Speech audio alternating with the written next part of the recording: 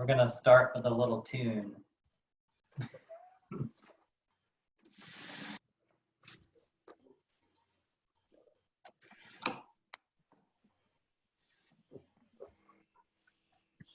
Hare Krishna. Hi, Krishna. Hi, welcome. Yeah, I'm having trouble connecting. One second. I'm sorry, I'm having trouble connecting. Go ahead, I'll just be here. Okay, if everyone would like to mute themselves, then we're just gonna sing Jaya Radha Madhava, and then we'll start. Yes. Gaetano will start the call. Yes. Jaya Radha Madhava. Sorry. Can you start? Jaya Radha Madhava Kunja Bihari. Jaya Radha Madhava Kunja Bihari. Jaya Radha Madhava Kunja Bihari. Jaya Radha Madhava Kunja Bihari. Jaya Gopi Janabala Girivardhari. Jaya Gopi Janavala Girivardhari. Jaya Gopi Janabala Girivardhari. Jaya Gopi Janavala Girivardhari. Yasodhanandana Vajandaranjana. Yasodhanandana Vajandaranjana. Yasodhanandana Vajandaranjana. Yasodhanandana Vajandaranjana. Yamunatira Manachari.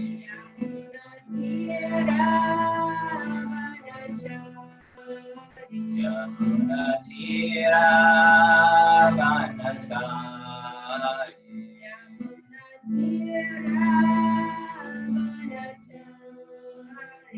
Jaya Radha Madhava Kunja Bihari.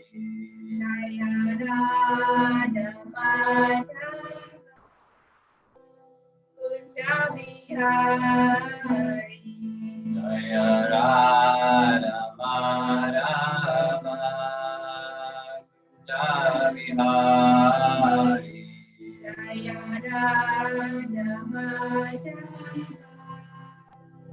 Kunja Bihari. Hare Krishna, Krishna Krishna, Hare Hare. Hare Rama, Rama Rama, Hare Hare. Hare Krishna, Krishna Krishna, Hare Hare. Hare Rama, Rama Rama, Hare Hare. Hare Krishna, Krishna Krishna, Hare Hare. Hare Rama, Rama Rama, Hare Hare. Hare Krishna, Krishna Krishna, Hare Hare. Hare Rama, Rama Rama, Hare Hare.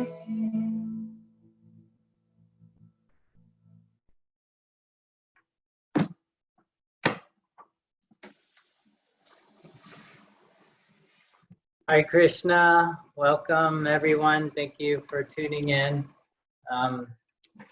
Today's class is Bhagavad Gita as it is, chapter 10, verse 10.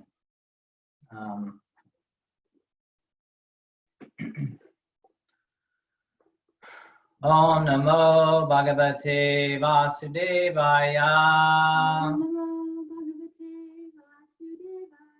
Om Namo Bhagavate Vasudevaya.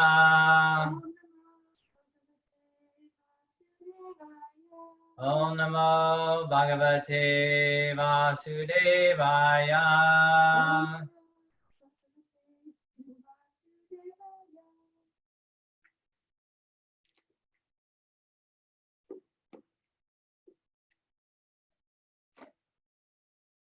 Should we pull it up on the screen?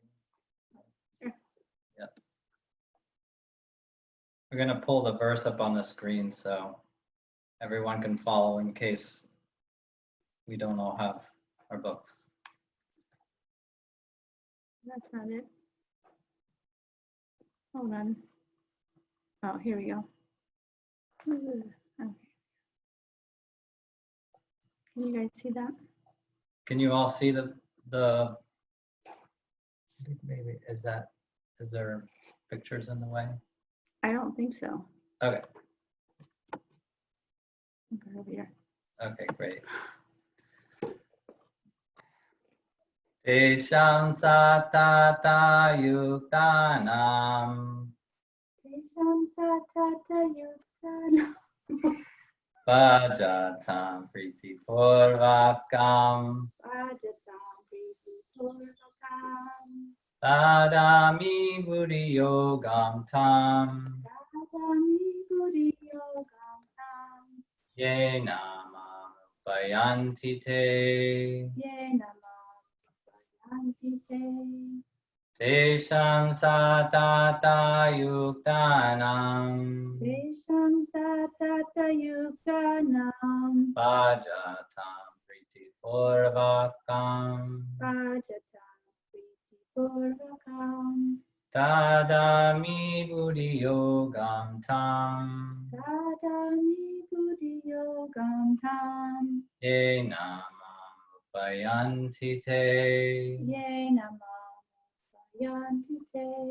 Tesham satata yuktanam Tesam satata yuktanam. Bhajatam priti purvakam Bhajatam priti purvakam. Tadami buddhi yogam tam Dadami buddhi yogam tam. Yena mamupayanti te Yena mam payanti te. Would anybody like to recite the verse? On my screen, I don't see the verse. I don't know what I can do to change that. I'm wondering what other people can see. Can anybody else see the verse, the text, purport? No. none What do to- you see? I see the chariot, Oh, horses. I pick. I'm gonna stare it again. Oh, let's see if this works. How's that? Can you see it now? Yeah. Thank you. Great. Would you like to recite the verse? Anybody? Okay. Tesham, Tesham, unto them, unto them. satata yuktanam, Satata yuktanam, always engaged, always engaged. bhajatam, Bhajatam, in devotional service, in devotional service. priti parvakam, Priti purvakam, in loving ecstasy, in loving ecstasy. dadami, Sadami, I give, I give. buddhi yogam, Buddhi yogam, real intelligence, real intelligence. tam, Tam, that, yani, yene, yena, by which, by which, mam, unto me, unto me, upayanti, upayanti, come, come, te, te. they. Translation. To those who are constantly devoted and worship me with love, I give the understanding by which they can come to me. Purport by His Divine Grace, A.C. Bhaktivedanta Swami Prabhupada. In this verse, the word Buddhi Yogam is very significant. We may remember in the second chapter, the Lord instructing Arjuna said that he had spoken to him of many things, and that he would instruct him in the way of Buddhi Yoga. Now, Buddhi Yoga is explained. Buddhi Yogam itself is action in Krishna consciousness. That is the highest intelligence. Buddhi means intelligence, and Yogam means mystic activities and mystic elevation. When one tries to go back home, back to Godhead, and takes fully to Krishna consciousness and devotional service, his action is called Buddhi Yogam. In other words, Buddhi Yogam is the process by which one gets out of the entanglement of this material world. The ultimate goal of progress is Krishna. People do not know this. Therefore, the association of devotees and a bona fide spiritual master are important. One should know that the goal is Krishna, and when the goal is assigned, then the path is slowly but progressively traversed, and the ultimate goal is achieved. When a person knows the goal of life, but is addicted to the fruits of activities, he is acting in karma yoga. When he knows that the goal is Krishna, but he takes pleasure in mental speculations to understand Krishna, he is acting in jnana yoga. And when he knows the goal and seeks Krishna completely in Krishna consciousness and devotional service, he is acting in bhakti yoga or Buddhi yoga, which is the complete yoga. This complete yoga is the highest perfectional stage of life. A person may have a bona fide spiritual master and may be attached to spiritual organization, but still, if he is not intelligent enough to make progress, then Krishna from within gives him instructions so that he may ultimately come to him without difficulty. The qualification is that a person always engage himself in Krishna consciousness and with love and devotion render all kinds of service. He should perform some kind of work. He should perform some sort of work for Krishna, and that work should be with love. If a devotee is intelligent enough, he will make progress on the path of self-realization. If one is sincere and devoted to the activities of devotional service, the Lord gives him a chance to make progress and ultimately attain him.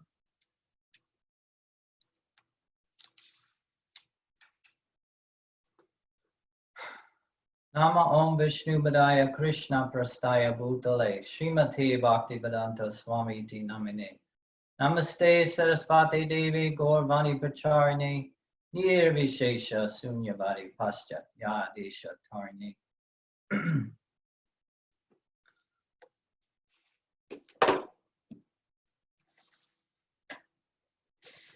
So hi, yes. I wanted to start with, I kind of wanted to use this as a introduction class. I feel like I feel inspired to stretch myself to present this Krishna consciousness to individuals that don't have any relationship or connection to this practice or have any knowledge of this, of the Bhagavad Gita or anything that has to do with Krishna consciousness. So I'm going to talk a little bit about the context in which this conversation is kind of going on. So the Bhagavad Gita is spoken on the battlefield. There was a battle about 5,000 years ago, and this is comes from ancient India. And this is a historical battle that has taken place in the majority of, if not all, my understanding of the nations on the planet at the time, or however they were described as, were there participating in this battle. So it was a great epic world war battle, really. And so during this battle, there's two characters that are mainly in dialogue throughout the Bhagavad Gita. And one of these characters is Arjuna, and he's a great warrior, and he's friends with an individual named Krishna. So according to this Bhagavad Gita philosophy, the Krishna is God, and so God comes at different times throughout history, in different ages, and when spiritual knowledge is lost, he comes to restore and give the transcendental knowledge back to humanity. So this is a time when Krishna comes, and he's here to give back the spiritual knowledge that had been lost. So that's the kind of context and what's happening here.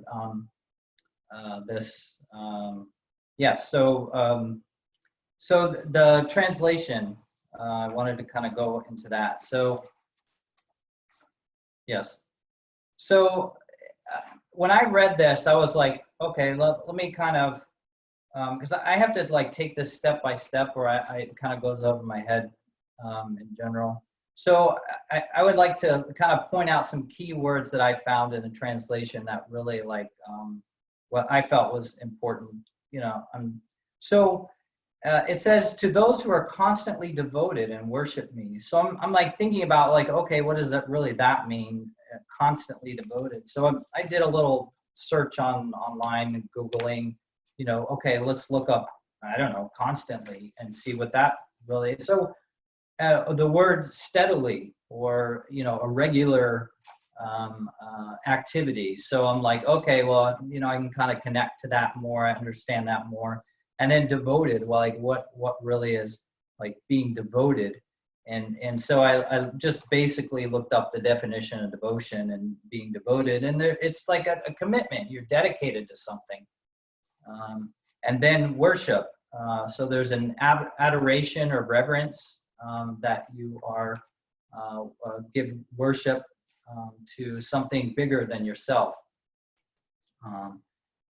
And then later on in the translation, it goes, and then I give the understanding by which they can come to me, or you can come to me. So for me, that was like, okay, what how is that really happening? So, and just my experience with this philosophy, there's Krishna, God, is situated in our hearts, so we can get guidance through Krishna being there, giving us guidance. And then externally, through Krishna's mercy, he gives us individuals that are specially empowered, bona fide representatives of Krishna to give us the transcendental knowledge. And so there's an internal process and the external process. At least that's my take on, like, Krishna giving us understanding. So this is Krishna speaking to Arjuna. So that was kind of my take on the translation. Let me go into the purport, like what Srila Prabhupada has to say directly about this. So, and I'm going to read a little bit back through it, because for me, it's like, it's helpful to kind of go step by step, because I think a lot was kind of covered here. And I want to say a little bit about each of the areas. So I'm going to start with the beginning. In this verse, the word Buddhi Yogam is very significant. We remember that in the second chapter, the Lord, instructing Arjuna, said that he had spoken to him of many things, and that he would instruct him in the way of Buddhi Yogam. Now, Buddhi Yogam is explained. Buddha Yogam itself is action in Krishna consciousness. Okay, so action in Krishna consciousness. I'm like, you know, so for me, this was my process. So Dominique's going to assist to bring up a picture so we can all kind of take a look at just kind of what happened for me personally when I read this. Yeah, go to this one first. I know what I'm gonna do. Okay. Yes. Can everybody see the chariot analogy with the senses on the horses? Is everybody seeing that? Okay, Yeah. great. So this particular image for me, when I first came into contact with Bhakti Yoga, this one spoke to me more than any of the other images, because I was like, yeah, I can really identify with this, because this is definitely not acting in Krishna consciousness. This is I can connect to this, you know, being completely taken away by my senses. You know, the driver of the horses they look out of it. They don't even look like they're just like being pulled along by the horses. And then of course the spirit, if you're not familiar with the chariot analogy, there's like the senses represented in the horses, and the driver is the mind. And the guy in the back that's kind of freaking out is the spirit going for a ride. So yeah, so this was something that I was like, okay, well, let's see what the opposite of what, you know, this is like an extreme version of like the opposite spectrum of what not being in Krishna conscious would be like. This is just like completely, you know, just taken away by our bodily conception of ourselves, and our senses are in complete control. Can you go to the other picture, please, now? Thank you. Mhm. Yes. So, and then, so this for me, like this picture represents like, okay, this is acting in Krishna consciousness, because Arjuna, this is Arjuna and Krishna on the battlefield. They're riding along, and you know, Krishna he's in control of Arjuna's chariot, and at this point, so the beginning of in the Bhagavad Gita, it's a dialogue between Krishna and Arjuna, and it's before the battle actually kind of takes place. So during their beginning dialogue, they're just talking in front of so both sides of the armies were like lined up, and everybody was like, you know, they were all, you know, making noise. They were all clashing shields, and the elephants are making noise, and other beasts that were in the battle. So there was a lot of like energy going on, like on both sides, like people ready to like, you know, kill each other basically.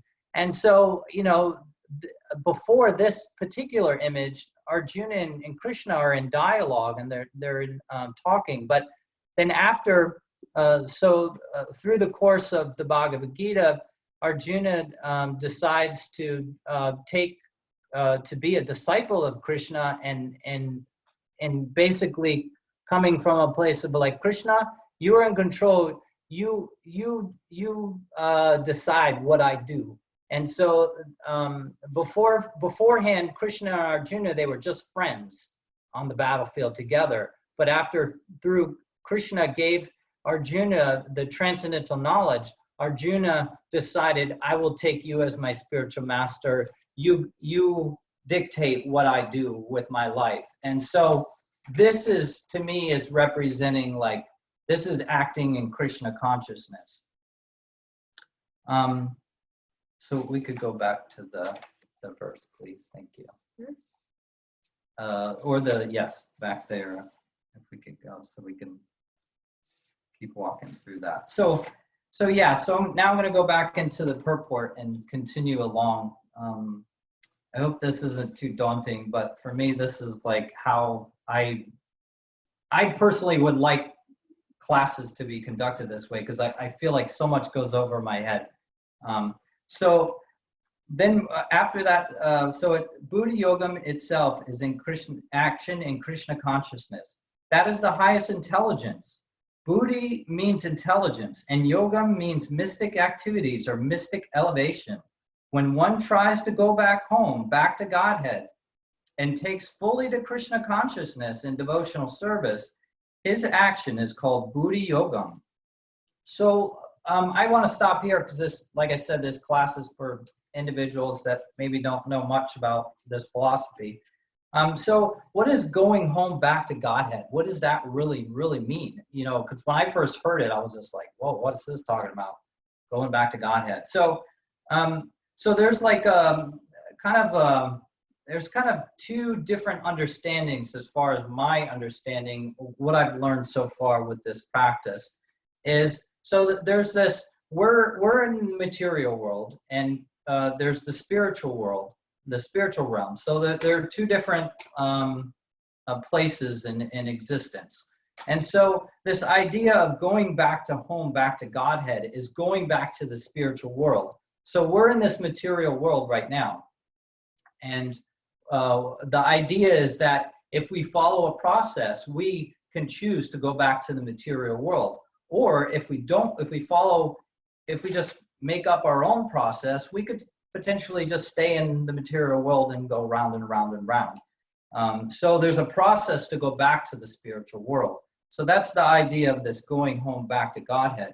Now, another understanding that I've learned that that for me personally, I felt more connected to. I grew up in a Christian upbringing, so this idea of like going to heaven when I leave my body was like, that was like the goal, was to go to heaven.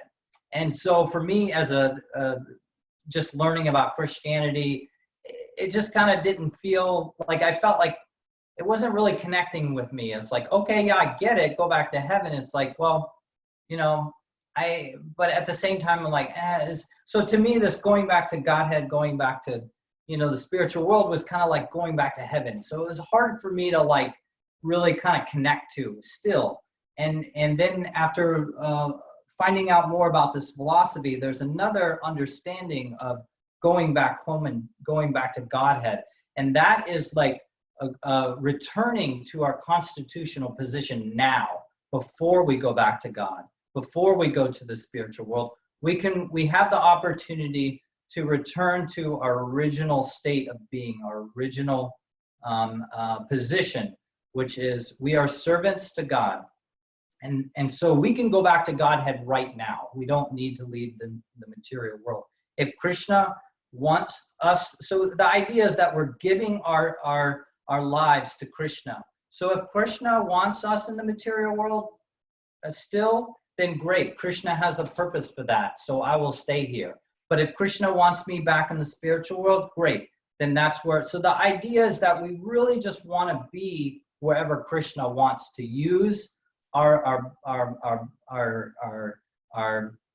being. Where does Krishna want me? Does he want me here? Accept that. Does he want me there? Accept that. So we can go back home, back to Godhead. So that's, to me, is like the underlying meaning of going back home, back to Godhead, which is going back to our original position. I'll continue on. So after that statement, when one tries to go back home, back to Godhead, and takes fully to Krishna consciousness and devotional service, his action is called Buddhi Yogam. In other words, Buddhi Yogam is the process by which one gets out of the entanglement of this material world. Okay, so I had to stop here too, because it's like, okay, what is going on? I'm entangled in material world. Well, I don't know anything, you know, I don't understand that. I'm like, okay. So this philosophy presents this paradigm that we're stuck in this cycle of like birth, death, old age, and disease. And we keep going through this cycle because we don't know how to get out of the cycle. And so this cycle of that we're in, it's because we don't know what to do with our time, with our energy. We don't even know what the goal is of life and the purpose of life. So if we know the goal, we can get out of this cycle and we can get out of the entanglement of the material world. So then it goes on to say the ultimate goal of progress is Krishna. People do not know this. Therefore, the association of devotees and a bona fide spiritual master are important. One should know that the goal is Krishna. And when the goal is assigned, then the path is slowly but progressively traversed, and the ultimate goal is achieved. Yeah, so this goes on to say, okay, if we know the goal, then we can get out of this cycle that we're stuck in. There was a, yeah.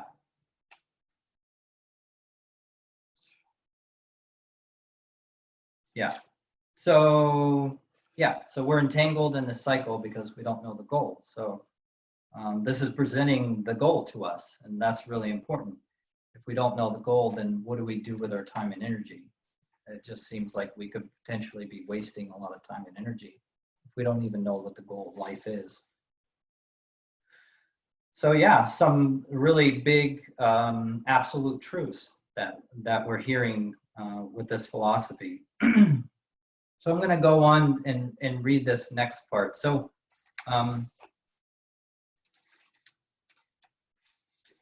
well, before that, I wanted to point out a lecture that I wanted to share that I thought was really great by Srila Prabhupada. It's Bhagavad Gita 6, 35 through 45. And he makes a statement I thought was pretty clear, that one has to realize the constitutional position of the living entity, their relationship with God, and the activities whereby he can reestablish the lost link and achieves the highest perfectional stage of Krishna consciousness. So like Krishna is the goal, and there's activities that can lead us to that goal. Yeah. So I'm going to read on. So when a person knows the goal of life but is addicted to the fruits of activities, he is acting in karma yoga. When he knows the goal is Krishna, but he takes pleasure in mental speculations to understand Krishna, he is acting in jnana yoga. And when he knows the goal and seeks Krishna completely in Krishna consciousness and devotional service, he is acting in bhakti yoga or buddha yoga, which is the complete yoga. This complete yoga is the highest perfectional stage of life. So we've all heard about yoga. You know, there's all sorts of different yogas that we've, been exposed to. There's so many different yogas. And this philosophy is presenting this idea that there's many kind of yogas, but the highest stage, the most perfect yoga that we could be doing, or participating in, and practicing is bhakti yoga, this is kind of a big deal because I'm as I was new to this practice, I was like, wow, this is pretty significant statement here, saying that, like, okay, there's different stages of yoga, like if there were a building and you go up to stage 1, stage level 2, 3, 4, 5, and the highest stage is bhakti yoga. So there's nothing higher than that. Like, well, that's a big deal. Like, well, should I be spending my time doing these other yogic practices? And from my understanding, this particular age that we're in, bhakti yoga is to take to it directly first is it's really important in this particular time that we're living, because it goes straight to the top. We're going straight to the top. We have very little time in our bodies. That people are living shorter in this particular age than other ages. So there's urgency to take to bhakti yoga. This is what I'm hearing from this, particular philosophy. So I'm going to move on now to the next paragraph. A person may have a bona fide spiritual master and may be attracted to spiritual organization, but still, if he is not intelligent enough to make progress, then Krishna gives him instructions.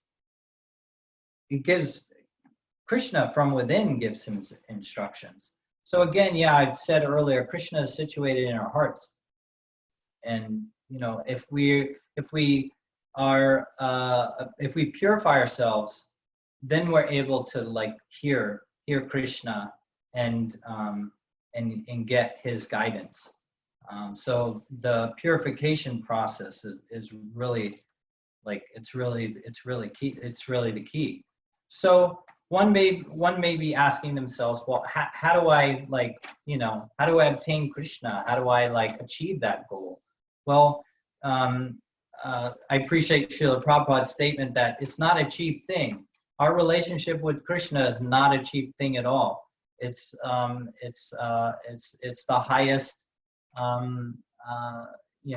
most, it's like the most highest, like, commendable, respectable, like, being we could ever have a relationship with. Like, it's such a big deal.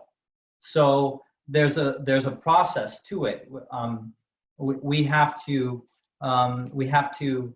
take to the process. So similar to like, if there's like someone wants to like see the mayor, well, you give the mayor a phone call. Well, he doesn't answer. You just get an answer machine, or you talk to the secretary. Secretary's like, oh, okay, well, I'll make a note and leave it for him. And you might get a call back from the secretary a week later. So it's like there's this whole process, and then there may be like they may have to do an interview with you first or something, just to find out what your purpose in seeing the mayor is. So there's like a process just to go see someone like the mayor. So like God, it seems logical to me that maybe there's a process to like, connect with him personally, that it's not just like, show yourself to me. And, God, not to say that God won't do that. I'm just saying like this philosophy presents this idea that, okay, God's situated in our hearts. We can't even hear what God's saying if we're not like, if we're just living, we're just running away with our chariot is just running away with ourselves. Our senses are engaged in this and that and completely distracted from hearing God's voice. So I wanted to share a little bit about like the purification process. So my understanding is starts with sincerity, like to be sincere and, God, I don't know who you are, but I want to know you. And so, it starts there, and then hearing the hearing process, hearing the glories of God, hearing his names, and then chanting his names, and then the association. The association is so important with other devotees, and then the pure devotee, association with a pure devotee to get guidance. The empowered representative of God is Krishna's direct mercy. That's who Srila Prabhupada is. He's Krishna's mercy, and Srila Prabhupada gives us such a clear process to follow, and we can follow that process and give ourselves to the experiment and see what the results might be. So I wanted to share a little bit now about what that experience was like for me personally. I feel like, going from my youth, when I was younger, I was even like that picture I showed you of the chariots being run away and the spirit freaking out, what's going to happen next? I feel like I identify so much with that because I lived that life to where I'm facing life and death in different situations, near-death experiences that I had through just completely not controlling anything that I did. No regulations whatsoever led me to that experience. And then over the course as I got older, I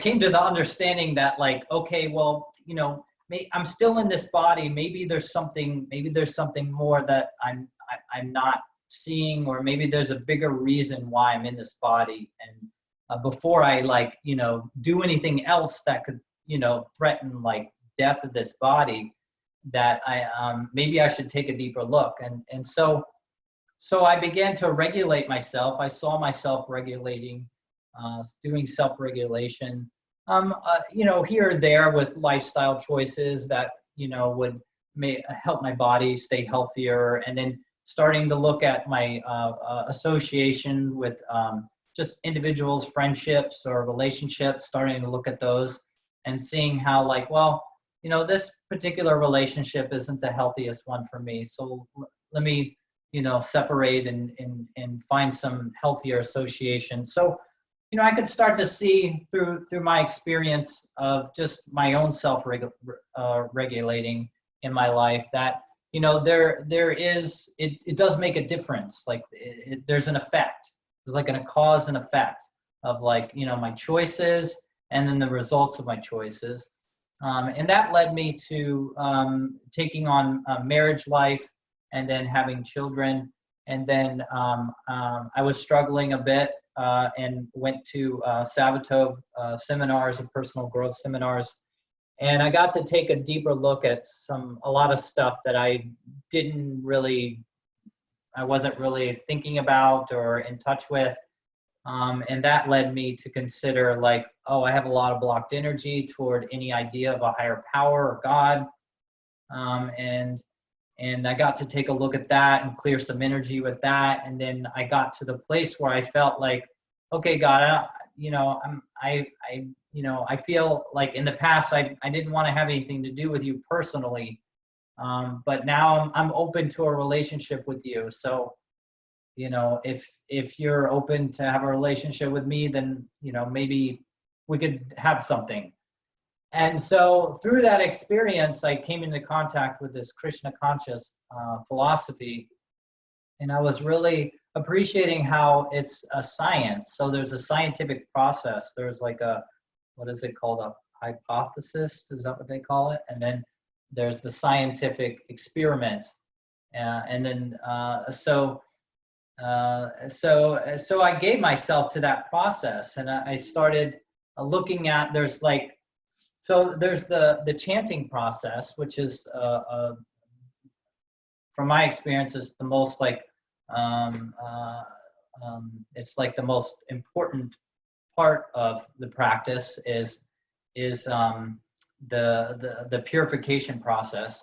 And I gave myself to it. And what I found out was that through this chanting God's names, that I felt calmer inside. There was a sense of like stillness happening. And I'm like, hey, this is kind of cool. Like, I didn't need to go have a drink of alcohol to like feel relaxed. I feel relaxed just by chanting this mantra. I'm like, this is kind of cool. So as I gave myself more, I started with 1 round a day for 3 months, and I felt like a difference. And I'm like, okay, let me give myself more to this process. And I went to 2 rounds for 3 months, and then 3 rounds for 3 months, and then 4 rounds for 4 months. And I got all the way up to 8 rounds, and I felt like I kind of leveled off. I didn't feel interested in I didn't feel inspired to like chant more. I felt like 8 rounds was where I was at, and I was kind of like, but it was great. I was like, this is great.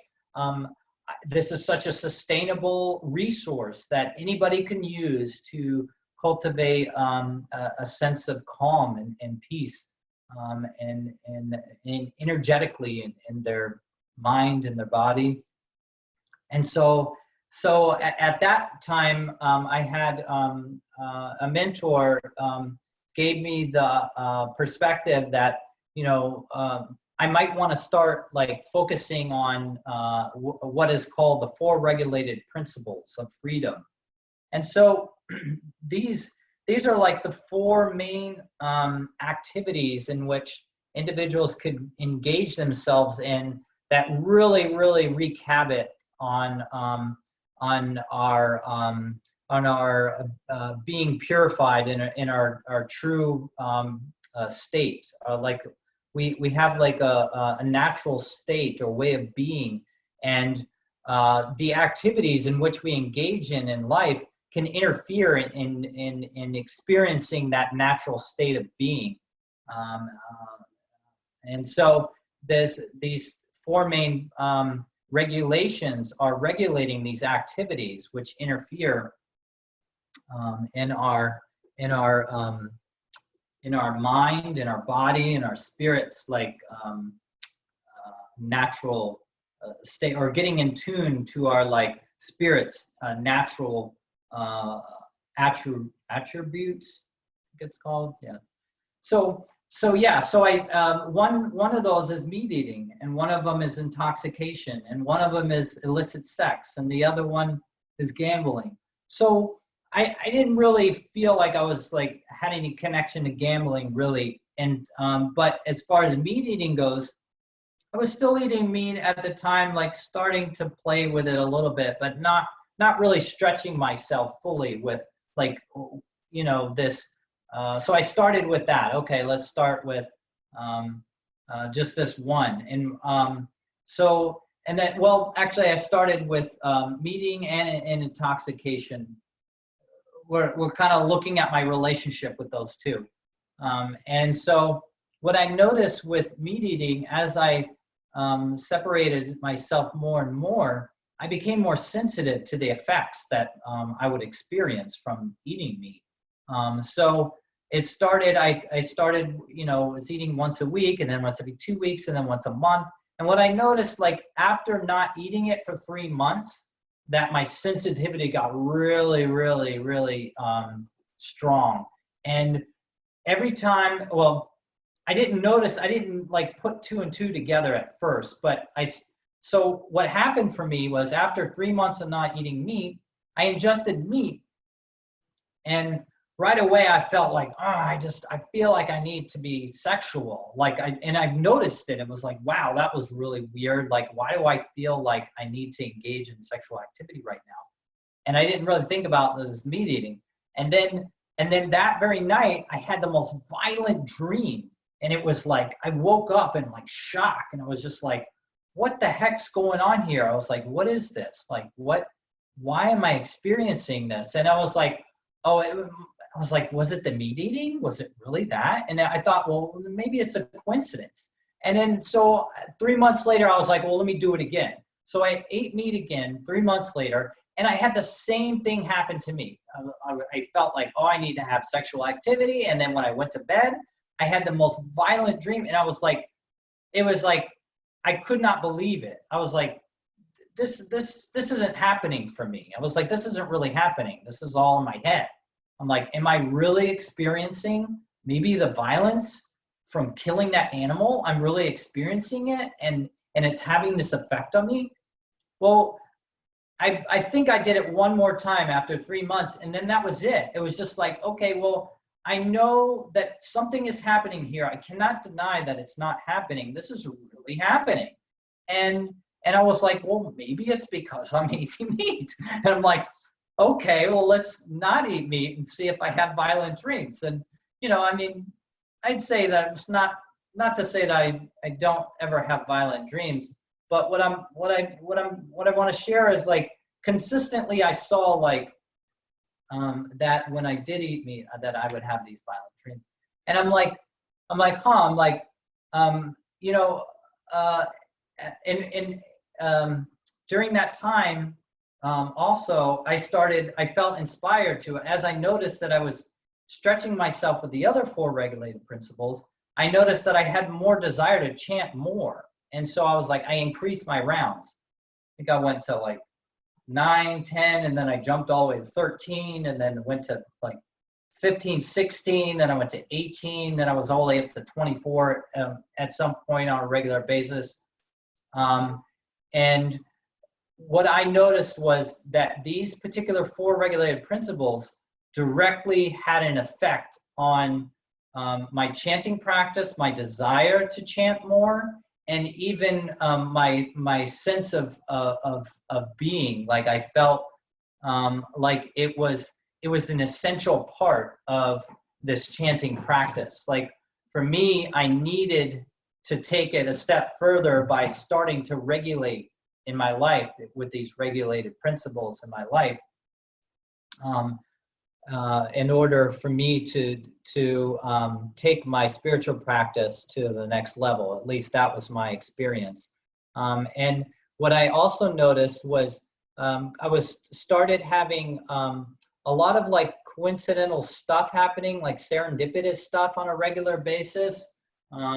I was seeing 108 everywhere on license plates, on stickers, or just like the numbers on the a printout on some illuminated sign in town. There was just like, it's kind of interesting because for me, like when I was younger and I used a lot of intoxicants, I would see like 420 everywhere. Like I'd look at the clock like once a day and it'd be 420, or like, you know, I'd check out at the grocery store, it'd be 420, you know, like 420s everywhere. Well, I had a similar experience with this 108 because this is an auspicious number with this practice. There's 108 beads on the rounds, the mantra chanting beads that we chant on. And, you know, so this 108 is a very auspicious number. So I noticed I was starting to see that. And then I started having dreams with Krishna in it. And that was really like bizarre too. I was just like, oh, what's going on here? Is this really happening? Is this like, you know, just made up all in my head or something? Like I was struggling. One other thing that I was struggling with was this desire to have intoxication. Like I wanted it. Like I wanted some intoxication because my younger years was just full of it. And so Krishna one night came to me in a dream, and he showed me that like when I take intoxicants, that it has such a bigger, more profound effect than I even could ever even comprehend or conceive. Krishna was presenting this idea to me that that my body and mind can act as a portal, and I can bring, like through taking an intoxicant, I can bring evil spirits or demonic energy into this world. And this was like really bizarre for me to have this dream with Krishna giving me this guidance. And I knew it was Krishna because it looked just like Krishna, every picture I've ever seen. And Krishna was sharing with me that this paradigm, and the reason why it had such a profound effect on me is because in the past, I did a lot of hallucinogenics and a lot of intoxicants where I left my body. I would be like up in the ceiling looking at my body, out of my body experiences, and I had evil spirits come into my body and animate my body before and talk in weird languages and stuff. So it was something that I was familiar with, like this idea that like, okay, well, you know, I've had direct experiences of it. And so like Krishna was giving me this guidance, and I was just like, I'm like, okay, well, maybe it's like I can look past my own little bubble and my own little world, because Krishna was sharing with me that the effects that these evil spirits have and this demonic energy has on the world it's very destructive. And even though I don't see the effects directly, it may not be in my direct life, in my own little bubble, but it's happening. And so it gave me a bigger responsibility to kind of take a look at, like, well, it's not just me having feeling good and having a good time. Like I could actually cause a lot of harm through these experiences. So I felt like it was Krishna giving me the guidance that directly. And in this philosophy presents this idea that, you know, however committed we are to our relationship with Krishna, well, Krishna will reciprocate even like 100-fold. If we endeavor to serve Krishna, he's right there to support us in every way possible that he can to bring us back to our original state of being, to our original consciousness. So I wanted to share, there's one last thing I wanted to share was that as we purify ourselves, we learn to see more clearly what is favorable and what is not favorable for our relationship with Krishna. And that's the most like significant part for me. It's just like, okay, well, that's the whole point of this purification process for me, is to like, okay, see that like this supports my relationship with Krishna and this doesn't support my relationship with Krishna. And my experiencing Krishna in my life on a regular basis, like interacting with me in my life, has been the times in my life when I've been like 100% committed to this process and giving myself full sincerity, full submission. Krishna, you do whatever you need to do. You work through me. I'll be an instrument for you.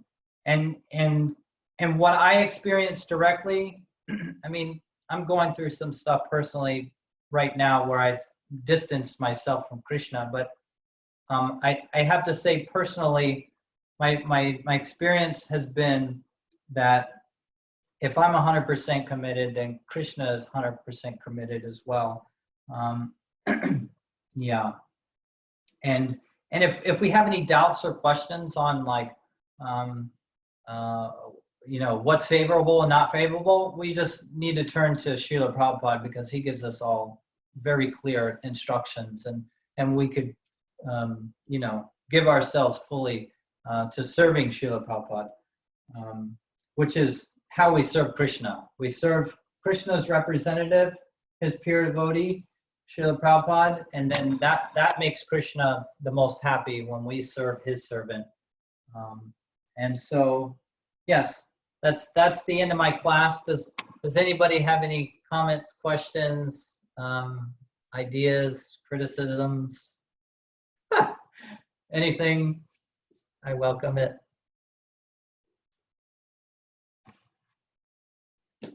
Gaetano, thank you for class. It was nice to see your structure, how you broke it down.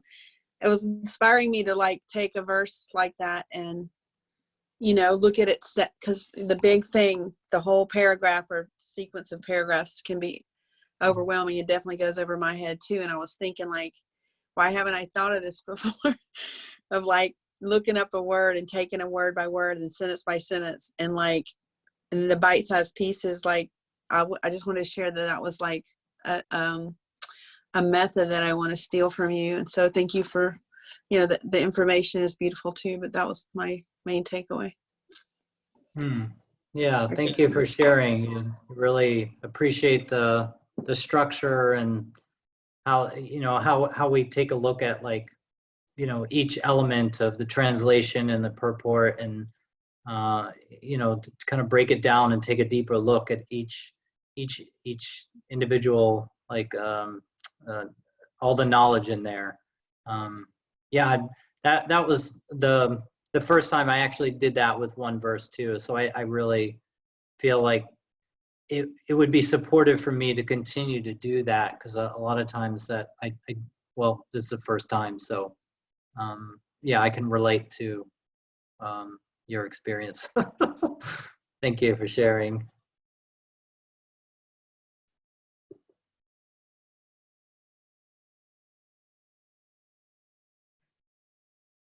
Hi, Krishna, Ananta.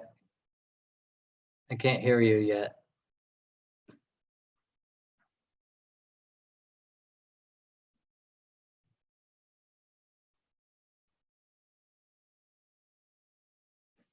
Can I unmute her? Can I do anything? It's not muted. It's something with her.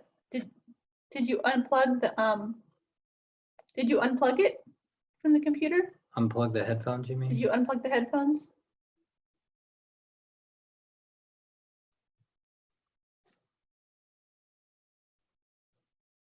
No. Can't hear you.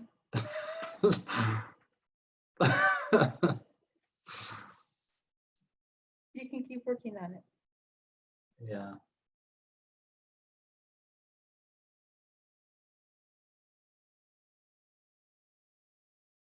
Maybe you can leave the class and then okay. You can try to come back in and join Oh, you're gonna online. write a chat.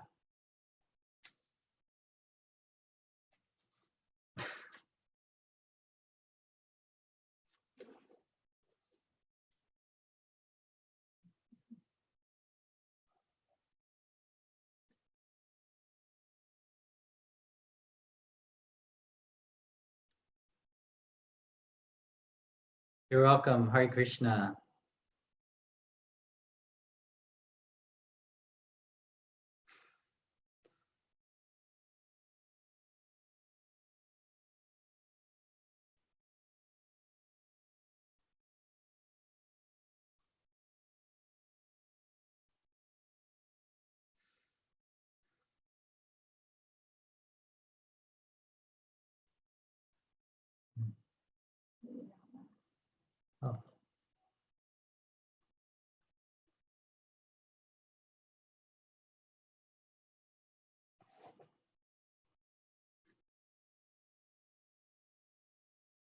Thank you for sharing. And Ananta writes, I was inspired to hear your process in Krishna consciousness. It helped me to remember that it is a process with ups and downs.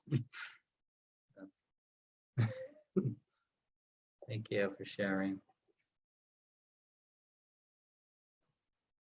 I'd like to share. Okay.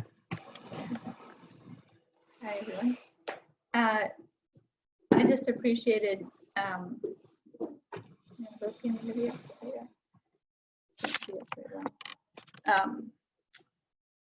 appreciated when you're speaking that you're like, you seem to have a lot of like faith and direct experience, which has deeply your direct experiences over and over again through your experimenting with the favorable things and experiencing with the unfavorable things has like given you a lot of faith and conviction in your its direct experience.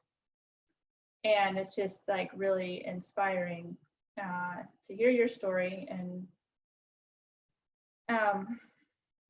well, it like gives me more faith. And so I just appreciate your conviction and your faith. Yeah. Thank you. Yeah, and Srila Prabhupada's teachings and guidance and the process that we're following with Krishna consciousness. So I'm grateful that you're my husband and I'm inspired by you.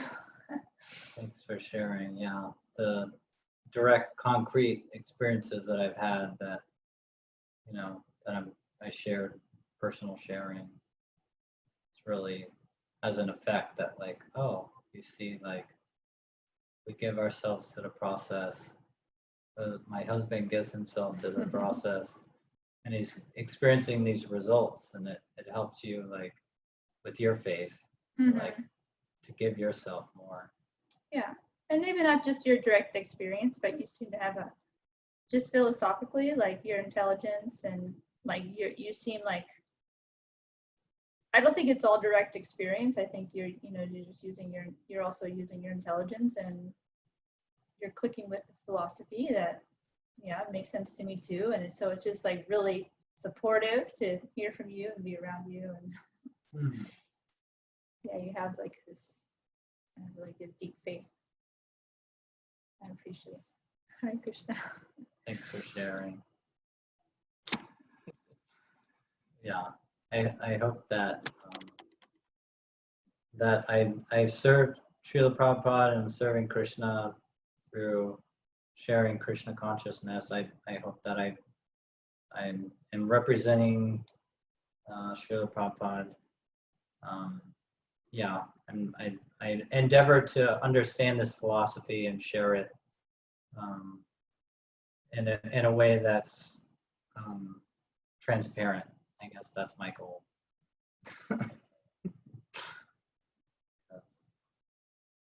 Mother Rukmini said, Hare Krishna Gaetano, I appreciate your class. I too like to dissect points in our scriptures.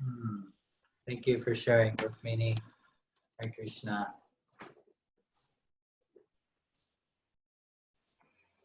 Yeah, I'd like to share.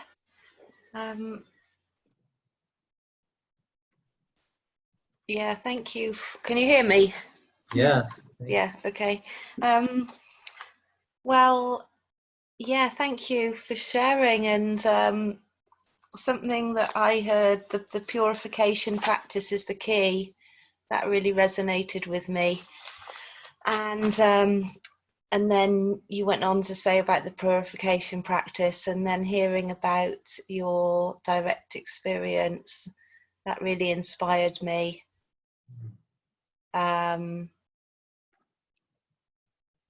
And yeah, I just really appreciate the stretch that's, brought us together for the class that you led today. The association, how, important that is, part of the process. And that's something that I really value from you sending this out and inviting me. Hare Krishna. Hare Krishna. Yeah, you're really seeing the association and how impactful it can be. Mm-hmm. Yeah. Thanks for sharing. Yeah. And acknowledging the purification process. It's a process. Yeah, that we get to give ourselves to. And I really enjoyed just you sharing your experience. It just made it a bit more accessible for me. Yeah. Yeah, personal testimony it's so potent. It's been for me in my life. I love to hear personal testimony of individuals' faith and experience, and it's such a yeah. Yeah. Yeah, I think like Dominique said, it helped. It's you know, it feels like it's sort of it's strength. I feel like my faith is a little strengthened from hearing, from joining you today.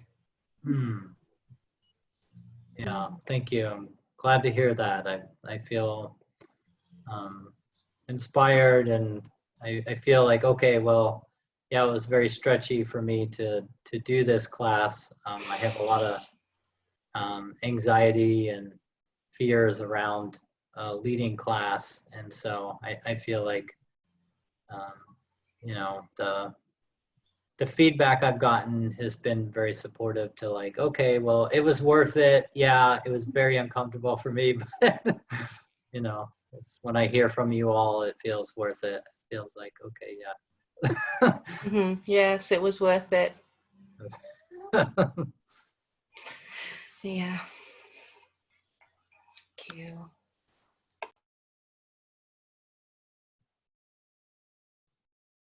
As Rukmini is writing to everyone, Hare Krishna, Gaetano, I appreciate your class too. I like to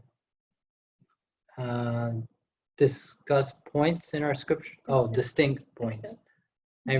Dissect. I am reminded of a line from Bhagavad Gita, direct perception of the self by realization, which you demonstrate by your sincere approach. Thank you, Rukmini. Hare Krishna. Yeah.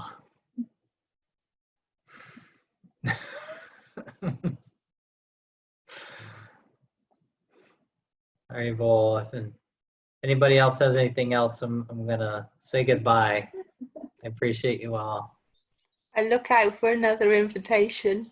Thank you. Catherine, how are you connected to maybe Dear Govinda? He sent you an invitation? Yes, from doing the seminars in Switzerland. Okay. Nice. When did you do that? I think maybe I did the foundational and advanced, I think about maybe 3 years ago, and then Sattva 3 I did about just over a year ago. Yeah. Nice. Nice. So yeah, sometimes you come to some bhakti yoga programs too. I haven't yet, no. So No. this is kind of Yes. Yeah. So you got bhakti yoga exposure through Sattva 3, I would imagine, yes? Or do you have association in where you live as well? With my husband, yes. Yeah, and friends. Yeah. Nice. But yeah, maybe I'll see you at a bhakti program. Nice. Yes, that would be nice. Nice to have you with us. Yeah. Bhagavad Gita ki jai. Ki jai. Srila Prabhupada ki jai. Ki jai. Hare Krishna. Hare Krishna. Bye. Hare Krishna.